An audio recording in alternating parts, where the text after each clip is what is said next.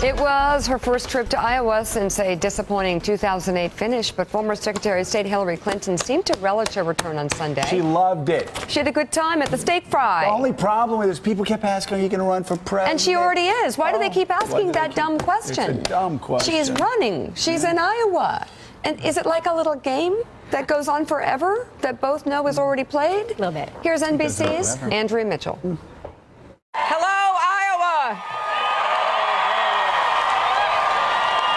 I'm back. Returning to the state that many say dashed her White House hopes in 2008, Hillary Clinton came back for an Iowa tradition, the Harkin steak fry, adding fuel to the speculation that she will run again.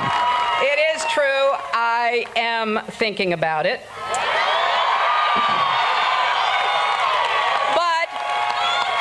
But for today, that is not why I'm here. I'm here for the steak. Last time, Clinton was trounced by a freshman senator named Barack Obama. And let me tell you, he sure loves Iowa. But she didn't say she loves Iowa, describing her third-place finish in the state's caucuses as excruciating in her new book. Clinton needs to prove she can run a different kind of campaign, say former Obama supporters like State Senator Janet Peterson. It needs to be more ground up. Rather than top down. Yeah. This time, Clinton organizers say they've learned their lesson, busing in volunteers from all over the country. Where are you from? California. Austin, Texas. Out of Washington, D.C. Clinton knows coming here will make it harder to turn back. Does it feel great to be back out here? It's great. It was a great day. Couldn't have been better. Her husband is still not making predictions. If she wants to, can she do it this time? I have nothing to say. It's not my decision. We gotta go, guys. I think I know way you would vote. Guys. Thank you. No, you don't. You got like 20 minutes. It's got to be the biggest. I don't yet know which way I would vote. All right, man. Hillary's running. Joining us now, she's in Iowa, the editor-in-chief for Roll Call, Christina Bellantoni. Christina, good to have you on board with us. Putting together a great list for us. Oh, yeah. Yeah, before we get there, let's talk about Hillary. Your thoughts on this Hillary? reminds me of when there's an encore at a concert, right? Yeah. You know, you want to be asked to run. You get everybody cheering for you. You get the boo when you say, well, I'm just not talking about it yet. So it's about, like, building up that good feeling inside. Everybody knows she's running. Yeah, exactly. So is this a good thing or a bad? Is this an encore you didn't want? Well, for me, you know, it's a great story, right? It's fun to cover. I covered 2007, 2008. Aren't you getting kind of tired of this, though?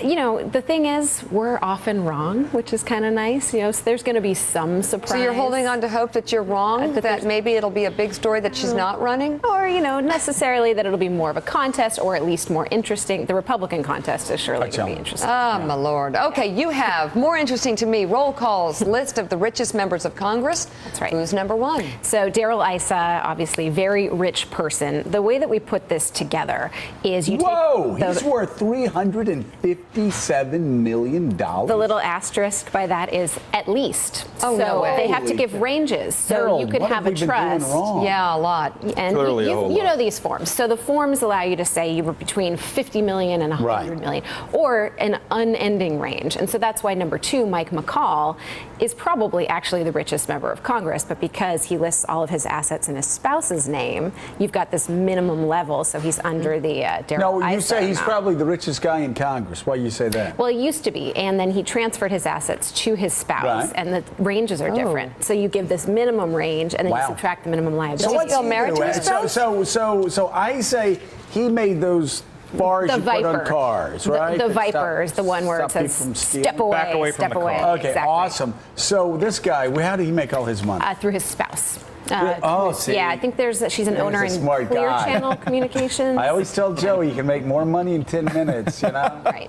Than you can working your whole life. What's interesting about I'm this, hoping he'll listen to me because I want to borrow some money. But I'm sorry, go ahead. this year you're seeing fewer and fewer people who inherited their money, like the trust fund babies of Congress a couple decades ago, and it's self-made millionaires. Jared Polis is investing in tech companies. People like Darrell Issa started his own business. I would have liked to have been a trust fund baby. You just sit back and let cash checks. That must be nice. I'm just waking up at 4 a.m. every morning. Come on. Who's next? Who's third? I need to borrow some money. I've got three Who's for third? you. Pull it up, yeah. Yeah, here we go. Yeah, John Delaney of Maryland. So Delaney, right? Delaney. We only had 2 Republicans in the top 10. The rest are all Democrats. So you've got Rockefeller, Mark Warner. Yeah. You know, Democrats actually are the minority on this list. There's 20 of them and 30 Republicans. Yeah. All white, everybody on the list, majority of them. So are men. Rockefeller, number 4, he inherited his money. He's got $108 million. Mark Warner, $95 million at least. Where did Mark Warner make his money? Cell phones, and in fact, whenever he gives campaign speeches, still, if a cell phone goes off, he says, "You hear an annoying ring, I hear cha-ching, cha-ching." He still gets laughs on that even years. So, but he made his money on his own. Yes.